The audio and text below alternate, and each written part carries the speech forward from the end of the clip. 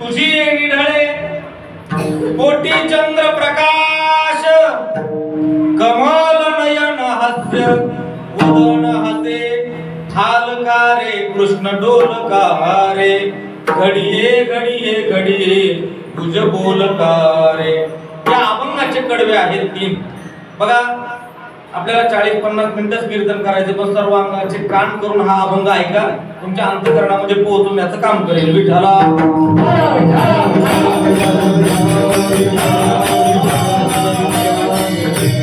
या अभंगाचे कडवे आहेत 3. पहिल्या कडव्यामध्ये महाराजांनी त्या भगवान परमात्म्याच्या सौंदर्याचं वर्णन केलंय. दुसऱ्या कडव्यामध्ये भगवंताच्या स्वभावाचं वर्णन आलंय आणि तिसऱ्या कडव्यामध्ये भगवंताच्या सामर्थ्याचं वर्णन आलं. बघा सौंदर्य, स्वभाव आणि सामर्थ्य प्रामुख्यानं जिथं एक पाहायला मिळतंय ना त्याचं नाव देव आहे. विठ्ठला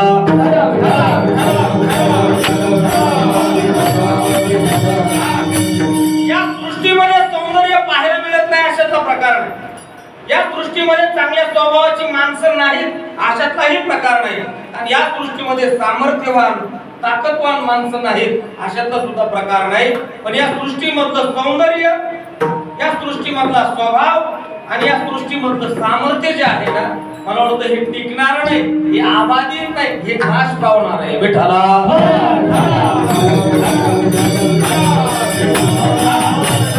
या सृष्टीचं सौंदर्य जरी असेल पण हे सौंदर्य हे आता बरं वाटतंय, पण हळूहळू हळूहळू या सौंदर्याचा काय होणार आहे, त्रास होणार आहे. चांगल्या स्वभावाची माणसं सुद्धा हळूहळू बिघडल्याशिवाय राहत नाही आणि चांगले सामर्थ्यवान माणसं सुद्धा मला वाटतं भिकारी झाल्याशिवाय राहत नाही. पण याच्याकडे जर पाहिलं याचं सौंदर्य, याचा स्वभाव आणि याचं सामर्थ्य कालही तेवढंच होतं, आजही तेवढंच आहे आणि उद्या सुद्धा तेवढंच राहणार आहे. कालही याचं सामर्थ्य तेवढंच होतं आणि आज सुद्धा त्याचं सामर्थ्य. अशा या भयानक वातावरणामध्ये एक सप्ताह करणं हे त्याचं सामर्थ्य टिकलं नाही तर काय झालं. विठ्ठला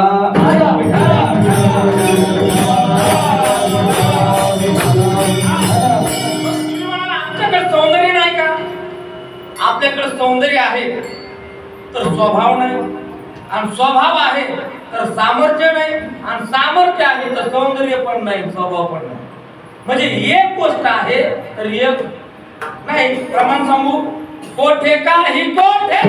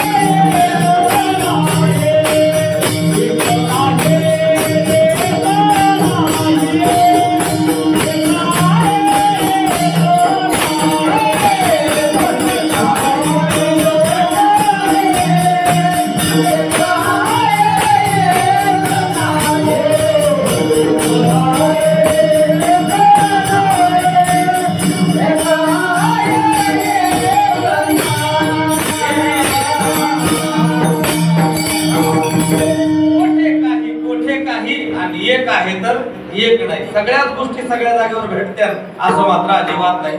उदाहरण देतो म्हणजे लक्षात येईल. एखादा पखवाजा, त्या पखवाजाकडे जर पाहिलं तर वाजायला मात्र तर नंबर 1 असते.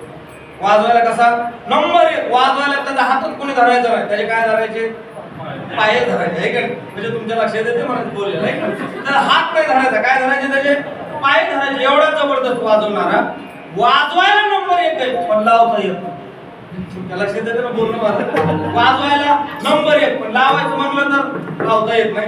गावाकडले सर्वसामान्य माणूस असते, म्हातारा माणूस, डोक्याला फाटा, पागोट गुंडाळलेलं, 70-80-90 वर्षाचं म्हातार, त्या तसल्या पक्वाजाला म्हणते. आणि इकडं काय ते पक्वाज, मोठ्या पक्वाजाला त्याच्या पुढे तो पक्वाज मारला.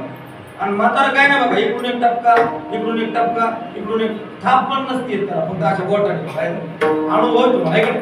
ते 4 बाजूला 4 डोके टाकले की ते पक्वाज लागला. आणि मग त्या म्हातारा त्या पक्वाजाला म्हणता, हा उचल आणि वाजव. ते पप्पाच्या म्हणतो बाबाला वाजवता येतं काय? ते पप्पाच्या म्हणतो बाबा वाजवा की. वाजवायला कोणाच्या बापाला येतं? म्हणजे तुमच्या लक्षात येते ना, वाजवता येतंय तर लावता येत नाही, आणि लावता येतंय तर वाजवता येत नाही. तसंच हे पण सामान आहे तर लावता येत नाही, काही लावता येते तर सामान नसतं. म्हणजे असा प्रकार आहे. आता सगळ्या गोष्टी तर लावता येत नाही विठ्ठला.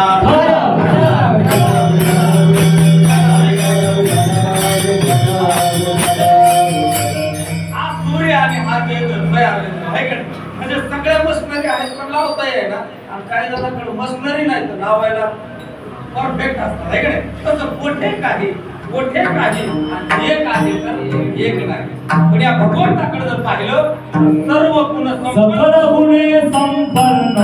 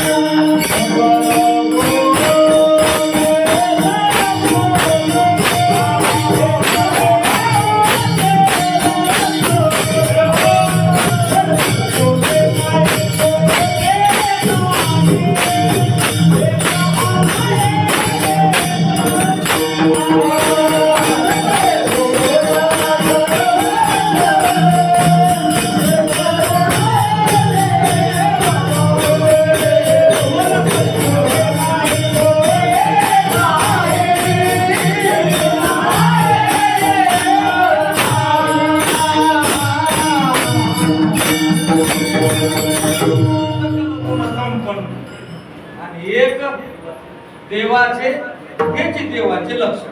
म्हणजे ऐका यशस्वी औदार्य ज्ञान वैराग्य ऐश्वर्य हे साही गुणवर्य वसती जेत म्हणून तो भगवंत. मला वाटतं याच्याकडे जर पाहिलं तर याचं सौंदर्य हे अबाधित.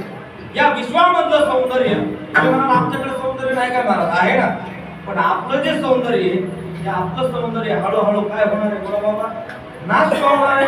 आता बरं वाटतंय पण हळूहळू याचा काय होणार आहे, ह्रास होणार आहे. बघा जन्माला आलेलं पिल्लू लेकरू आहे त्याला पण आहे, बाळ आहे. तुम्हाला शब्द कळतात ना, गोंगाट होते क्लिअर येते नाही त्याला. जन्माला आलेलं बाळ आहे. मला वाटतं त्या जन्माला आलेल्या बाळाकडे जर पाहिलं ना तर बाबा असं वाटतं उचलून घ्यावं ते लेकरू.